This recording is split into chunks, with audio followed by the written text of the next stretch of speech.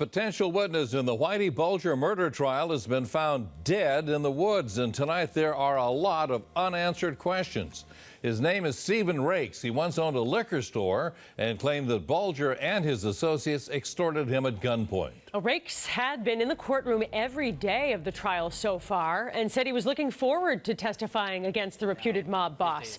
Christina Hager's live now in Lincoln, where investigators are treating the death, Christina, as suspicious. That's right, Paula. A law enforcement source tells WBZ Stephen Rakes' death is being treated as suspicious, though that same source is stressing this is very early in the investigation. Police need more information from the autopsy that's being done right now. But sources tell us that there were no visible signs of trauma. And this is interesting. There was no identification with Rakes' body. While police guard the Lincoln woods near a reservoir and what neighbors describe as a rough footpath, 20 miles away, the news hit the Boston Federal Courthouse with a thud.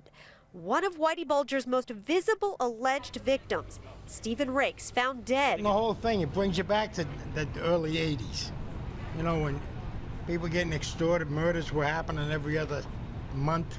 At the onset of the trial, Rakes was on the list of prosecution witnesses, set to tell the story that had become an integral part of the Bulger saga, how Whitey and his gang allegedly took over his South Boston store, Stippo's liquor store. Flemmy put the gun on the table, right?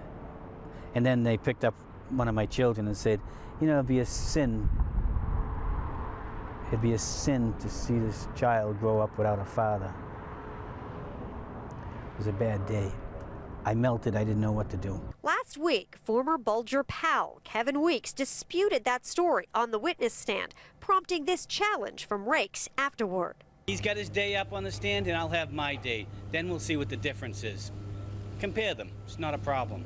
But there may have been a problem with that. Tuesday, Rakes had been informed he was taken off the witness list. I didn't see him after that, but believe me, I can tell you that I know he would be extremely upset about that. Well, we're told police are looking for Rakes' car now, and a spokesperson with the district attorney's office tells me it could be a long time before we get any answers from the autopsy. The ME is running toxicology tests, and that could take weeks. In Lincoln, Christina Hager, WBZ News. Jack, back to you. Yeah, that's something today. Thank you, Christina.